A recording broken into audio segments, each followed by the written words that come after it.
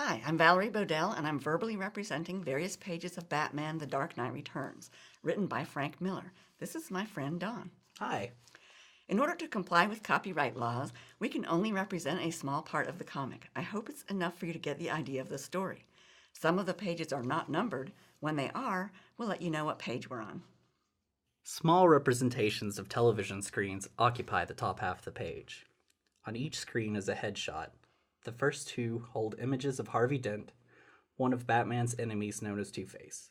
Harvey Dent was a district attorney who had the left side of his face horribly burned and now identifies with chance and fate. He chooses his courses of action by flipping a two-headed coin that is damaged on one side. At the beginning of The Dark Knight Returns, Dent has been rehabilitated and released. In the first screen, Harvey Dent looks composed, and in the next he smiles broadly. The text above explains. Next, Dent drew fond applause by producing a newly minted dollar coin. It was, of course, unmarred. The TV personality is a porcelain woman with an elaborate pile of hair, blocky earrings, and yellow lips. She intones, but Police Commissioner James Gordon's reaction to Dent's release was not enthusiastic. Gordon appears as an older man with a mustache, speaking into two microphones. No, I am not satisfied. Dr. Wolper's report seems overly optimistic, not to mention sloppy. The TV woman continues, while millionaire Bruce Wayne, who sponsored Dent's treatment, had this to say. Bruce Wayne is a distinguished older gentleman graying at the temples with a dark mustache. He speaks into the two microphones. Gordon's remarks seem overly pessimistic, not to mention rude. The commissioner is an excellent cop, but I think a poor judge of character. We must believe in Harvey Dent. We must believe that our private demons can be defeated. A large moon creates a silhouette of a house. A bat flies directly in front of the moon, towards the reader, and then out the top of the page. Bruce Wayne lies in bed, segmented by the shadows of his window frames. He clutches his pillow and his bed cover and mumbles in his sleep. Faster than a rabbit. As readers enter Wayne's dream, they see a young Bruce Wayne chasing a rabbit and exclaiming, Faster than a rabbit. Mom, just watch. The proud parents sit in a meadow having a picnic lunch. The father says, Look at that boy run. We've got an athlete on our hands. As we see Bruce running from behind, his father continues, Bruce, what are you going to do with it when you catch... Don't go in that hole. Meanwhile, Bruce is saying, Won't get away from me. In the final image on this page, Bruce is falling headfirst into a black hole. One of his parents exclaims, Bruce! Now Bruce is lying at the bottom of the hole in a dim shaft of light surrounded by darkness. A huge claw begins at the bottom of the image and, drawing darkness behind it, descends on the boy. Text above the images heightens the horror. Gliding with ancient grace, unwilling to retreat as his brothers did, eyes gleaming, untouched by love or joy or sorrow, breath hot with the taste of fallen foes, the stench of dead things, damned things, surely the fiercest survivor, the purest warrior, glaring, hating, claiming me as his own. Readers see a demon's face with red maw and sharp carnivore teeth. One last partial view of Bruce and then total darkness. Bruce Wayne awakens. Dreaming. I was only 6 years old when that happened, when I first saw the cave. He now stands on the stairs of the Batcave, viewing a large room with many shrouded shapes. Huge, empty, silent as a church, waiting as the bat was waiting. And now the cobwebs grow and the dust thickens, and here as it does in me. And he laughs at me, curses me, calls me a fool. He fills my sleep. He tricks me, brings me here when the night is long and my will is weak. He struggles relentlessly, hatefully to be free. I will not let him. I gave my word for Jason. Never, never again. Page 33. At the top of the page, police cars scream around a corner, sirens blaring. They pass an old car chugging along. One officer notes, that jalopy, it pulled away from the bank at the same... Another interrupts. Hell with that, the custom job's gotta be our baby. Once again, we see a TV news personality reporting, this time a clean-cut man with square glasses. Police phone lines are jammed with citizens describing what seems to be a siege on Gotham's underworld by the Batman. Although several rescued victims-to-be have described the vigilante to News 12 reporters, Commissioner James Gordon has declined to comment on whether or not this might mean the return of the Batman. The scene returns to the interior of the police cruiser. The sirens continue to sound as the two officers talk. The older man says, "Gordon will have our heads if we lose them." "Damn, that sucker can move." The younger man asks, "Hey, what's that?" "What's what? I can't." "Up ahead, it's something weird." "Kid, this ain't the time." "But it's..." Finally, the older man looks at what the younger man is asking about. All right, what is... Holy... A young female reporter shows a man lying face down while the voiceover notes, "Battered, wounded criminals are being found by police, while witnesses' descriptions are confused and conflicting." Back to the police car where the older officer has turned off the siren. The young man exclaims, "You're slowing down?" Yeah, we're in for a show, kid. Back to the female news person. Most descriptions seem to match the method and appearance of the Batman, or at least the impression he was known to make. A full-page image of Batman wearing a blue cape, cowl, gloves, boots, and pants, with a gray bodysuit and a yellow utility belt. A yellow oval on his chest has a black silhouette of a bat in flight. The background is a yellowish, off-kilter view of large inner-city buildings. Batman leaps out of the sky and towards the bottom right corner of the page. Batman's thoughts are in gray text boxes, both above his head and below his legs.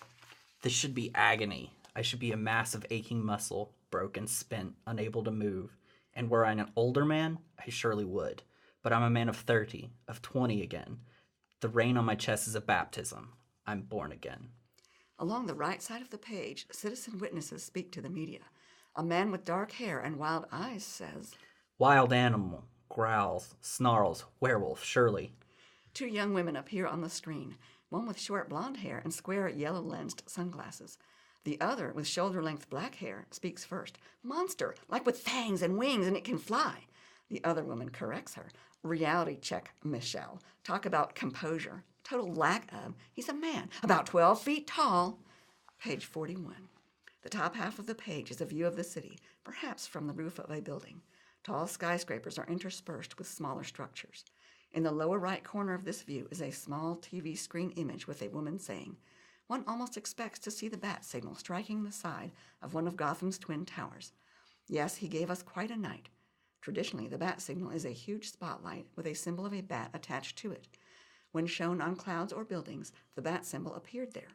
In comics of the past, Batman could be summoned with the signal. The bottom half of the page has 8 small squares called panels. The first shows 3 men watching a television mounted above them and listening to the announcer. "Sure kept the hospitals busy. Yes, Maury, but I think it's a mistake to think of this in purely political terms." As the television personalities continue, the image focuses on one man, then on his face, finally just his mouth. Rather, I regard it as a symbolic resurgence of the common man's will to resist. Bat. A rebirth of the American fighting spirit. The mouth stretches into a huge grin, and the man says, "Batman, darling." The TV continues. "Ease up, Lana. The only thing he signifies is an aberrant psychotic force, morally bankrupt, politically hazardous, reactionary, paranoid, a danger to every citizen of Gotham." Perhaps, Maury, perhaps the Batman is dangerous. Those readers familiar with the Batman story now recognize that the man watching TV is the Joker, one of Batman's many adversaries. Page 44. At the top of the page, a series of 3 small TV screens hold the silhouette of a chunky, roughly humanoid head and shoulders, no neck, with a red band where the eyes would be. The text above the screens rants. "We will kill the old man Gordon. His women will weep for him. We will chop him. We will grind him. We will bathe in his blood. I myself will kill the fool Batman. I will rip the meat from his bones and suck them dry. I will eat his heart and drag his body through the streets. Don't call us a gang. Don't call us criminals. We are the law. We are future. Gotham City belongs to the mutants. Soon the world will be ours." In a final 4th screen, the porcelain woman explains, with that videotaped message, the mutant leader, whose name and face remain a secret, has declared war on the city of Gotham and on its most famous champion. In the next panel, Batman's thoughts are black text in dark gray boxes. The room is split between light and dark, clean and dirty, but the split isn't even it favors the dirty. It's as if the dark side is claiming the room, as it claimed the coin. A man wearing a net brace and on crutches enters the room speaking, not realizing that Batman is behind the door. "Face it, It was Batman. Batman cuts him off and slams the door, trapping the man inside.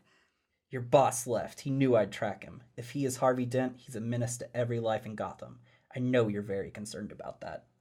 The man protests. Get away from me. Batman continues. You're going to tell me everything you know, sooner or later. If it's later, I won't mind. The man gets increasingly scared. No, stay back. I got rights.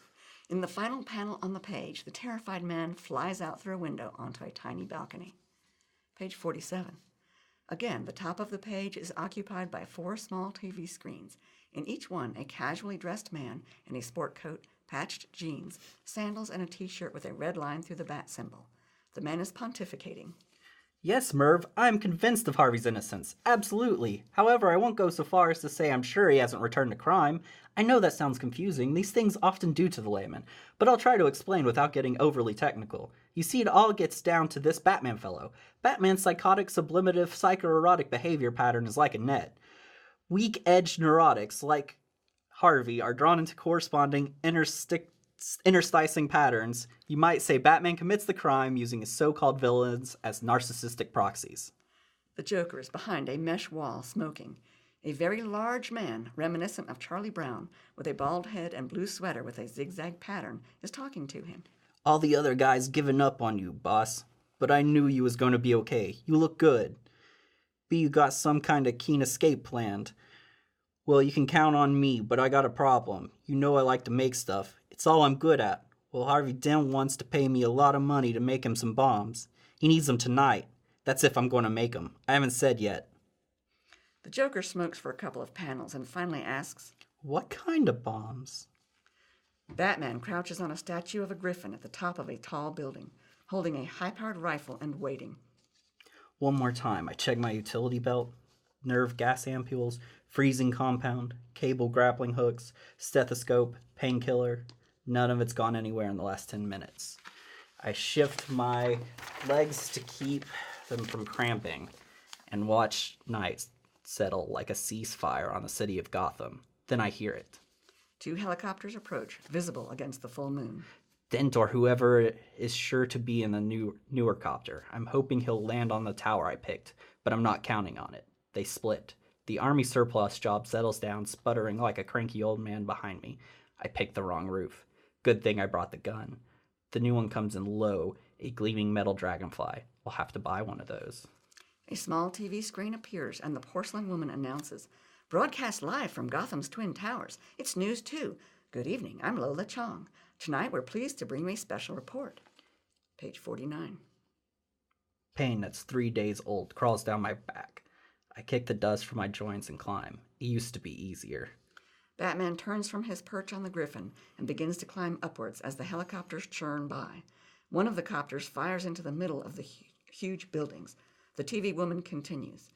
Batman, crusader, or menace? Gotham's living legend through the eyes of the very few who... What in...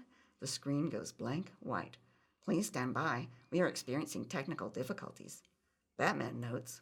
Whatever he's got in mind, he wants to make it public. Too bad I can't give him my attention. Not just yet. Batman reaches the top of the building where men are beginning to spread out. He tosses some small capsules towards them. The capsules break and release a white fog.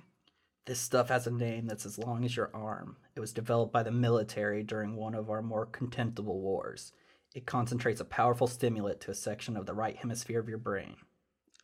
One of the men shouts, Hey! But is immediately overcome and falls into a wide-eyed, open-mouthed trance of horror. A strong dose and you die of fright in 15 seconds. A light dose, like this, and you spend 20 or 30 minutes reliving your least favorite nightmare.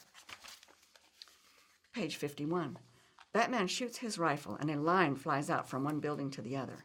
Batman steps onto the tightrope as pistols blaze from people in the choppers. He runs between buildings many feet up in the air. He thinks. In 10 years, I've never felt so calm, so right. This would be a fine death. Then Batman is hit in the chest, blowing away the Batman emblem there, knocking him off the rope to plunge downward. Batman's thoughts continue. Magnum load. Has to be. Hit me like a freight train. The plate holds. Why do you think I wear a target on my chest? Can't armor my head. Left arm numb. If it's a heart attack, I'm finished. Batman hurtles down, but he begins to twist his body.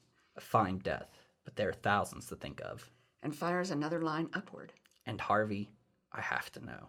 His line digs into a plate on the copter above him, just below a bandage-wrapped figure. Batman swings out in a gymnast's curl as the momentum of the chopper and his fall swing Batman around under the chopper. Page 53. The bandaged figure leans out, firing repeatedly at Batman, only to slide from the chopper and fall towards Earth. He's got your style, Harvey, and your guts. Unfortunately for him, he's got no more sense of self-preservation than you did, and inspires the same level of loyalty from his men. It takes nearly a minute to fall from this height, and despite what you may have heard, you're likely to stay conscious all the way down. Thoughts like this are what keep me warm at night.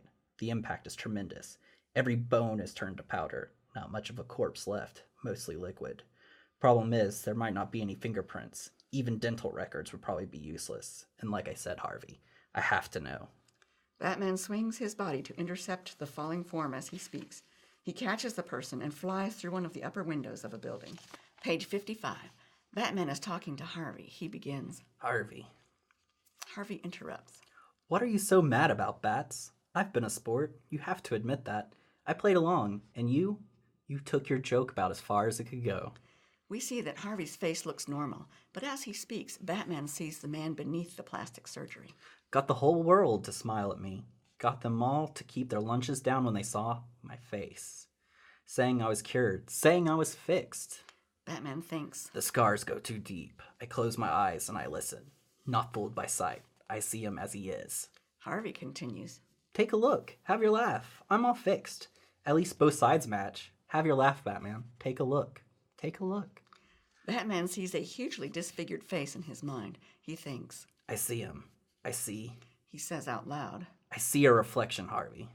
Batman sees the face of his demon, the red maw and sharp teeth. He repeats. A reflection. And he holds Harvey as they are both silhouetted against the moonlit sky. Page 60.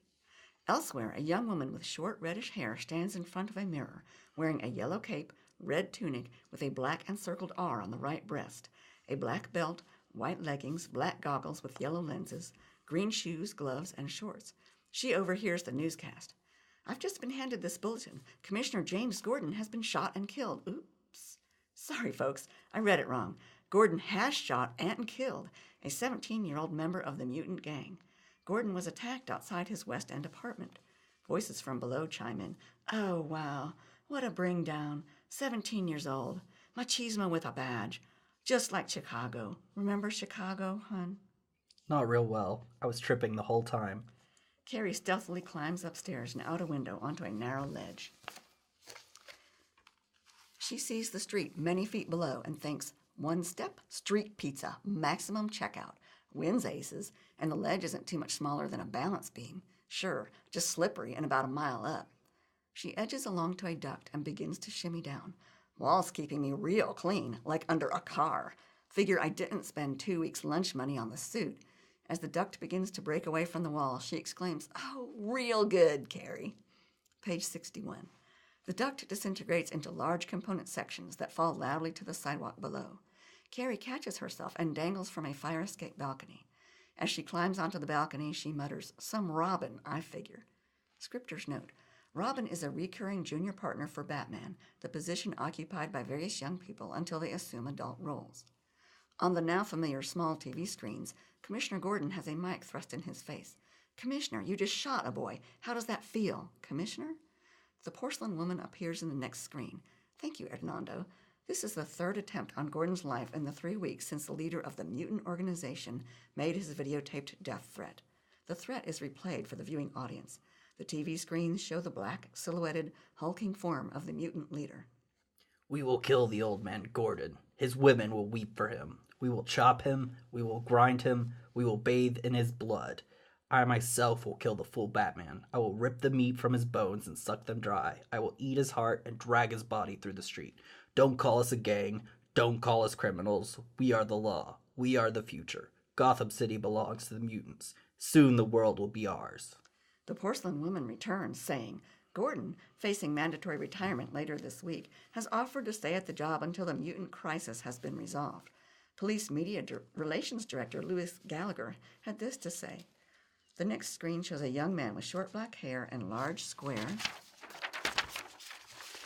glasses resting on an even larger nose. Nice of Jim to offer, but I think we all know things will cool out once he steps down. The mutants have a thing about him. No, I think it's time for some new blood. The announcer is back explaining, strangely, that new blood has yet to be officially announced.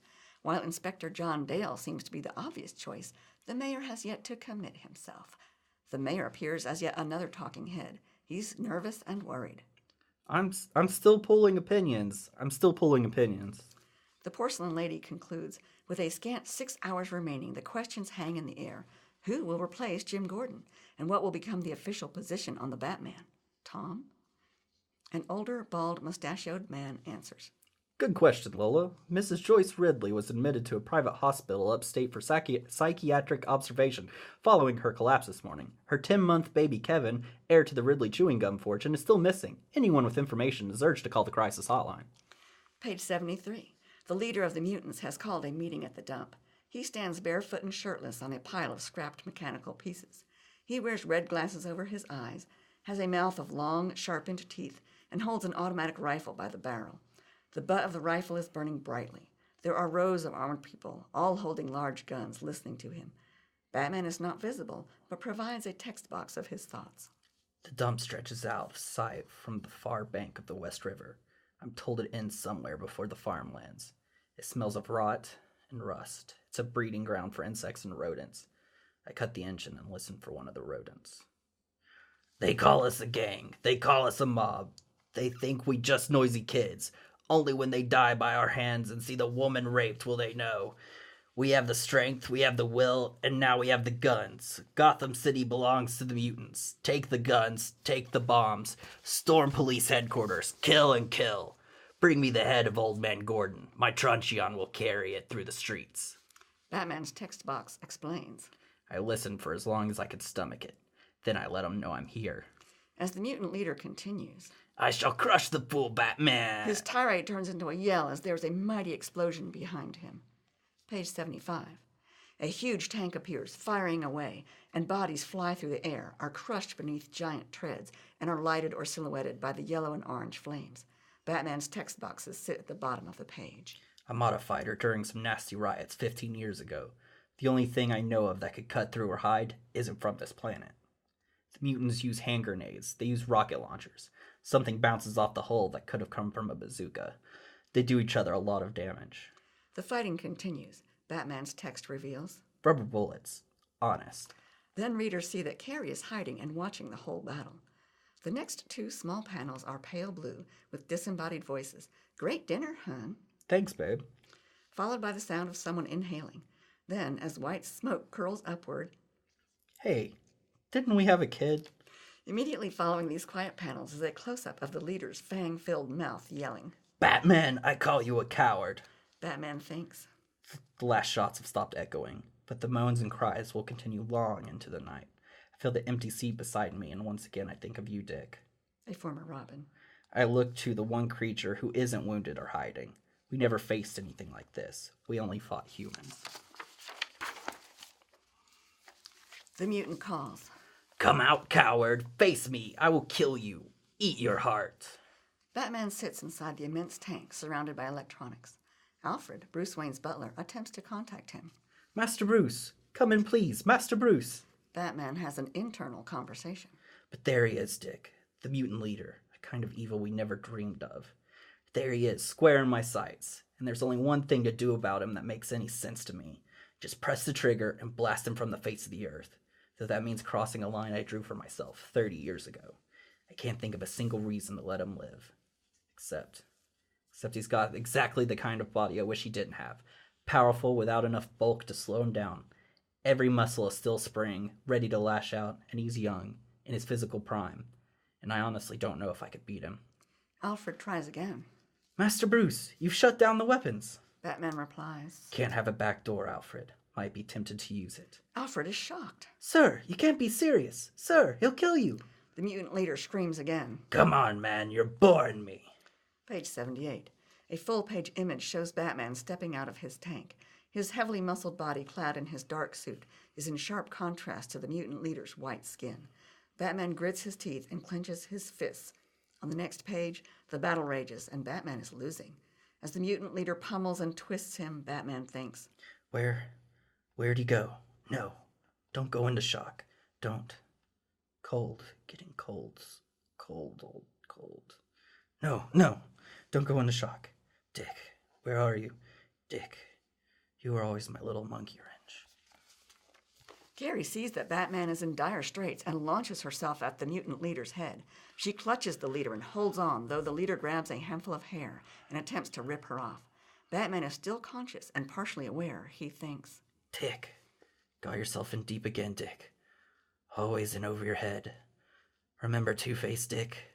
Robin, the boy hostage? That's what Two-Face called you. You hated that. Batman pulls an ampule from his utility belt. Page 83. As the mutant leader's hand closes on Carrie's face, Batman brings the ampule to his lips, bites off the stopper, and throws it directly in the mutant leader's face. Batman continues mentally talking to Dick. You're lucky I'm always here to bail you out, Dick. Then he passes out, and Carrie bends over his inert form. She breathes, still alive. A young black announcer appears on a television screen. Porn star Hot Gates today signed a $12 million contract with Landmark Films to star in a screen version of Snow White. I'm doing it for the kids, says Gates. In other news, Galaxy Broadcasting president James Olsen assured viewers that the television writers' strike, now in its fourth year, will not affect this year's programming. The Political Performance Commission has awarded the president an unprecedented 5 credibility points for his handling of public perception during the economic crisis. This just in, eyewitness reports explosions ripping across the Gotham dump. A News 4 helicopter is on its way, folks. As Carrie helps maneuver Batman back into the tank, Alfred talks her through it. Gently now, gently. Good girl. Now you just run along home. Naturally, she does not run along home, but rides along with Batman. A beefy guard stands outside the high fence surrounding the White House grounds. Voices emanate from inside. Son, I hope you don't mind I get right down to brass tacks. Not at all, Mr. President. Your time is precious. Reader's view moves in over 6 panels to focus more and more closely on the American flag flying from the top of the building. Eventually, a partial view of 2 red stripes and 2 white ones dominate the 6th panel. Guess it is that, well, son, you know I like to keep you out of domestic affairs, what with all the ruckus you kick up. Yes, sir. Well, it's a ruckus I'd like you to straighten out for me in Gotham City, just between you and me and the fence post. I'm worried about that, friend of yours. Here, have a mint. Thank you, sir, but I'm not hungry. I love mints, son.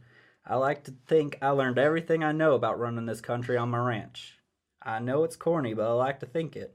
And well, it's all well and good, on a ranch I mean, for the horses to be different colors and sizes, as long as they stay inside the fence. It's even okay to have a crazy bronco now and then. Does the hands good to break 'em in. But if that bronco up and kicks the fence out and gets the other horses crazy, well, it's bad for business. World's changed, son. It's not like the old days. I wish it were. I'd give him a medal. You want a medal, son? No, thank you. I love medals now, son. I'm not asking you to drag him kicking and screaming into the stable. Just settle him down, ride him around the yard a few times if you have to. Now the stripes have resolved into red and yellow shapes, and readers recognize Superman's emblem as he answers the president. Sir, I can talk to him, but... Well, I'd sure appreciate it. I just hate to see things get out of, well... I just hate that. Give it a shot, son. Your country's dependent on you. Yes, sir. Good boy. Inside the tank with Batman, Alfred continues to talk to Carrie. Oh dear, he's not doing well at all. Please, dear, stay out of the way of the censor. What are you doing to his arm, young lady? The porcelain lady appears on a TV screen. A scene of total warfare. 83 members of the mutant gang have been found, suffering from bullet and shrapnel wounds. Among those captured by police is the mutant leader, who claims the Batman used military weapons in the attack, and also claims to have defeated the Batman in personal combat. Page 85. The mutant leader's face now fills the small TV screen. Batman is a coward. I broke his bones. I conquered the fool. I made him beg for mercy. Only by cheating did he escape alive. Let him go to his women. Let him lick his wounds. His day is done. Gotham City belongs to the mutants. The tank continues, forcing other vehicles off the road. Inside, Carrie cautions. Careful, man, you're bouncing around too. Batman protests. No, not bouncing me. Don't worry. Stretcher's on a gyroscope. Stays level, no matter what. That's keen. Alfred adds. Now don't strain yourself, sir. You've got quite a lot of internal bleeding. This young lady was kind enough to help you aboard. I know what she did, Alfred. Where did you learn to set an arm, make a splint? Girl Scouts. What's your name? Carrie Kelly. Robin. Name's Bruce. Sir, you're delirious, sir. You just rest now. Don't try to speak. We're only moments from the hospital. Not the hospital, Alfred. The cave. But, sir, the cave. And Robin comes with us. The mutant leader is still ranting on the TV screen until he is cut off. Soon my army will storm Gotham City. Soon the head of Gordon will be carried through the streets. Then I will hunt your new cop, your woman cop, and I will... The ineffectual mayor and his toady appear on the screen, but only manage one word. Please. Police Commissioner Gordon rants into the phone in his office. I don't care if his mother's pregnant. He's on time or I'll have his badge. As he slams down the phone, a silhouetted figure enters. Commissioner, I'm reporting for duty. Few days early, aren't you, Captain Yindle? A shapely woman with short hair responds. Any duty, sir. Gordon offers her a chair and explains. I'm afraid we're as ready as we're going to get, Captain. It's a waiting game now. If you'd like to wait here, have a seat. Batman promises. Your training begins tomorrow. It'll be weeks before you're ready for direct contact with the enemy. The next image shows Carrie dressed as a female mutant and Batman warning. I have detailed tonight's plan. Alter it in any way, take any chances, and you're fired. Readers see Batman and Carrie riding motorcycles while Gordon and Yindel talk. Commissioner, I've admired you since I was a child. Hard to believe that, Yindle, considering how you got your job. Yes, Gallagher. I don't like him. He loves you. I'm amazed at his judgment. I've read your record. Panels showing different people's activities follow multiple storylines at once. At the top left, the mutant leader sits in a jail cell, talking to the armed guard outside the bars. You got any kids, officer? Shut up. Yindel, thank you. I don't think he's read it. He only seemed to care how I felt about Batman. Let's not talk about Batman, shall we? At a bright arcade sign, readers get a glimpse of several mutant gang members. That Batman, he nasty. Toss Spike right through the sign, Don. I figured that real cool, Rob. Figured fixing the sign did Billy up the price of the games. And Leader don't shiv on Batman. Leader says he pegged Batman. Leader say, but Leader chill in a cell, Don. And Batman, he nuke half a game. Radical. Hey. Chicken leg coming up. Wearing colors. One of the mutants grabs Carrie by the arm. My mom chicken legs. All lines are busy. Cheg's my kind of nasty, Rob. Cheg's Billy. Cheg's preschool mutant. She faces them. Leader take you face for touching me, Spud. Yeah, you leader squeeze, I figure. Gee, boys, I figure you ain't all bright. Figure you're mutants. We mutants, we slicer dicers. I'm sure. That's why you at the pipe. I don't shiv. Fan, she don't shiv. Ain't fan what pipe, chicken leg. Ears only, Spud, as in members. We mutants, what's this pipe? Carrie walks away. Pipe, Spud, West River and 40, attendance, as in mandatory. Sure, the pipe we heard. Real cool, Rob. Didn't hear it from me, Spud. Back to the mutant leader in his cell, taunting the guard. Just asking, officer. I love kids. Most of the page is taken up by the proud and heroic Superman, posing in street clothes with one boot on a rock. The sky is bright blue with fluffy white clouds, flowers and butterflies abound, and Bruce Wayne is in the background with 2 horses and a large white dog. A small TV screen in the corner advertises a program. Good morning, Gotham. Despite massive Soviet arms buildup in the waters surrounding Corto Maltese, the president promises that America will not be the first to deploy nuclear weapons.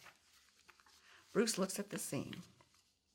There's just the sun and sky and him, like he's the only reason it's all here. Then he ruins everything by talking. You're not a young man anymore, Bruce. Maybe if you'd learn to slow down, find your niche. But times have changed, and well, it's just not healthy. You'll burn yourself up. I know. You look better than you have in years. But you're going to make me come out right and say it. Aren't you? Page 119. Nobody can make you do anything you don't want to, Clark. Clark Kent is Superman's alter ego, just as Bruce Wayne is Batman's. Superman looms in front of the vista. Beside him, a hawk flies, clutching a helpless rodent. These aren't the old days, Bruce. World's got no room for... It's like this, Bruce. Sooner or later, somebody's going to order me to bring you in. Somebody with authority. When that happens, Clark, may the best man win. Superman isn't sure what to make of Bruce. Now that's just... Hold on a second. Superman is interrupted by a television announcement from President Reagan. Heroic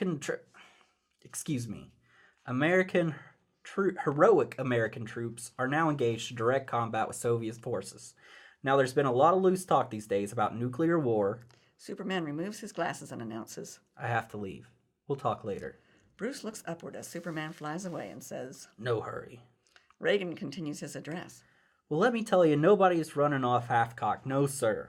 But we sure as shootin' aren't running away either. We've got to secure our... stand up for the cause of freedom. And those cute little Cordo Maltese people, they want us there. Just you ask them. Meanwhile, don't you fret. We've got God on our side. Or the next best thing anyway. Bruce returns to his home and Alfred greets him. Your accountants wait in the West Wing, sir. Tell them I'm sick. Shan't have to lie. That refugee charity called. Write them a check. And the Committee for the Prevention of Obsessive Behavior in Middle-Aged Men? Write them a check. Very good, sir. Your sense of humor is keen as ever, sir. A square-jawed blonde male reporter comments. Communications blackout continue at Cordo Maltese, as do the bizarre natural disturbances. 100-mile-an-hour winds lash the port of San Concepcion, 60 miles south of Cordo. A complex twist of roller coaster track provides a background for a kiosk at the fairgrounds, surrounded by many Boy Scouts. The kiosk is giving away free cotton candy, and there are many takers. The Joker has an internal conversation. They could put me in a helicopter and fly me in the air, line the bodies head to toe on the ground in delightful geometric patterns, like an Indris Chun Taylor dancer's routine. And it would never be enough. No, I don't keep count. But you do, and I love you for it. The square-jawed reporter continues. Pentagon Chief Lucius Lockheed confirms that Strategic Air Command stands at DEFCON 3, at a heartbeat from deployment. We're primed, says Lockheed. Apprehended trying to poison the Gotham Reservoir were former members of the Mutant Gang. Their skin was painted chalk white, their hair dyed green. Readers familiar with Batman's story recognize that the former Mutant Gang members are imitating the Joker. Batman and Carrie fly over the fairgrounds and see the kiosk surrounded by supine Boy Scouts. Batman and Carrie realize that the boys are dead. He thinks, somewhere a woman calls out for her son. Somewhere a Calliope plays the same tune again and again. A tiny hand tightens its grip on my arm. A girl of 13 breathes in sharply. Suddenly, her innocence lost. It ends tonight, Joker. Back to talking heads on TV. Maury denigrating Batman and Lana supporting him. Lana, you astonish me. 15 policemen hospitalized, hundreds dead, and still you cling to this hero worship? Though how anyone can think of a de facto murderer as a hero. Batman hasn't killed anybody, Maury. Page 141. Perhaps he hasn't, technically. That's why I said de facto, Lana dear. Still, it's hardly a coincidence that the Joker came out of a 10-year catatonia, now of all times. The same men who gave away free, toxic cotton candy are giving dolls to children on the roller coaster. A mechanical doll with the gift of speech is standing by. A parent urges their child to thank the nice man, Donald. The boy responds, I want that kind of doll. The doll answers, Biz off. One of the men says, Boss, there's a bat heading our way. It's big. It's him. I'll make sure the bomb goes off. The roller coaster begins to move, and there is a babble of conversation as the Joker runs toward Batman. Bomb? Did he say? I heard. What? What are they? Hey! Up there. It's Hey! Batman. The Joker calls out to the mechanical doll. Bobby? The doll takes off, flying toward our heroes, saying, Right. and ticking. Above the roller coaster, Carrie warns, Boss, it's one of those... It's loaded, Robin. Let's get it close. Wait for my order. The roller coaster riders realize their danger. Oh my God, it's... Oh my. Oh my God. The doll explodes, and the Joker says, Darling.